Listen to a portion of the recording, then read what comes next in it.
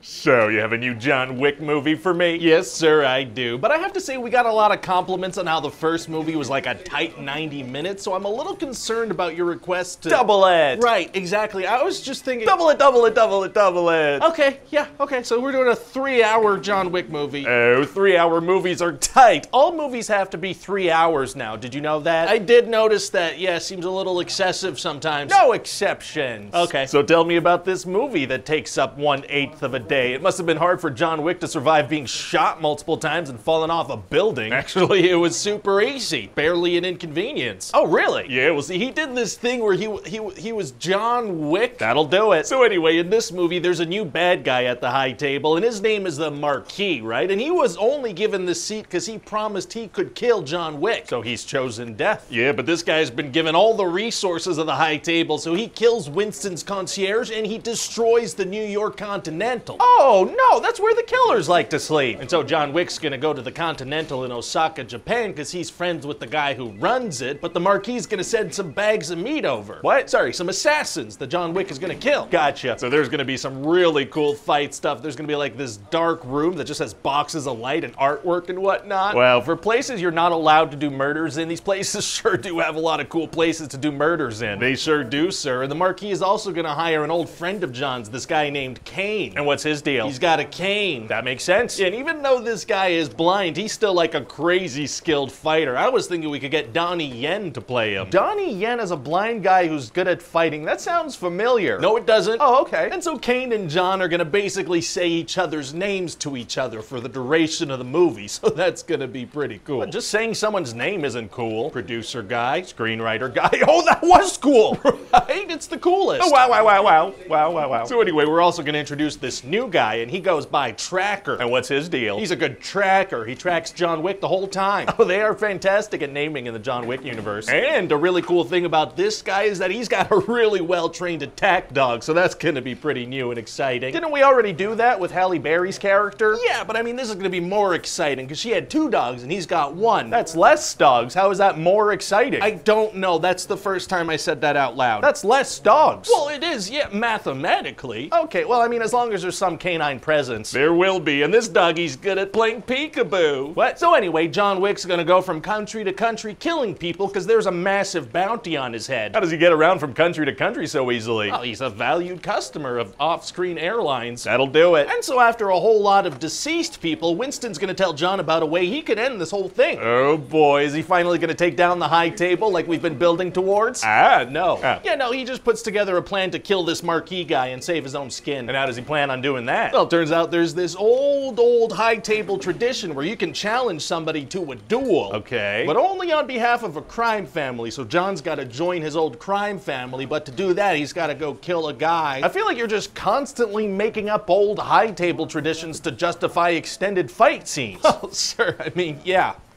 Yeah, that's what these movies are. It's just maybe the setup's gonna get a little repetitive. But it's gonna look cool. I know. There exists an old tradition in Hollywood that if a scene looks cool, you must allow the writer to get there by any means necessary.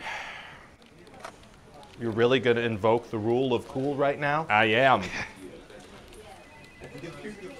Screenwriter guy. Producer guy. Screenwriter guy. Producer guy. Screenwriter guy. Producer guy. Screenwriter guy. Producer guy. Screenwriter guy. So anyway, John Wick is gonna kill a bunch of people in very cool settings, and as usual, there are a bunch of dancing civilians that don't give a crap about any of it. Sick. There's also gonna be this extended scene at a roundabout in Paris where John and some bad guys keep getting hit by cars. And the cops don't show up at all? Well, technically, we established in the first movie that cops are aware of the high table. So they just allow mass public killings. That's cool with them. Sure, okay, and so eventually we're gonna be like, okay, now John Wick has to get to a church before sunrise for the duel, or else he'll be executed, which is a thing they haven't been able to do for 4 movies. Uh-oh. But not before falling down hundreds of stairs like a cartoon character for an extended period of time. Okay. So then he manages to make it to the duel on time with the help of Kane, but the Marquis has nominated Kane, so now John and Kane have to shoot each other. Yikes! So what do? Well, John lets himself get shot a couple times and then kills the Marquis on a technicality. Amazing. Yeah, it's very cool. Then John goes to Winston like, hey, Winston, can you take me home? Oh. No, not like that, as in he's dying now and he wants Winston to bring his body. John Wick dies? It seems like he does, unless we decide that we don't want that to be the case. Wow. Well, you know, maybe we have squeezed enough out of this story of a guy whose dog gets killed. Maybe. Unless... Hi everybody, Ryan George here. Thank you so much for watching that pitch meeting. I know you're probably supposed to be doing some kind of work right now, so it means a lot that you're not doing that. You should be doing something else, and you're not doing it right now. And I know that causes a lot of anxiety that you're not doing what you're supposed to be doing right now, so I just really appreciate it. Thank you.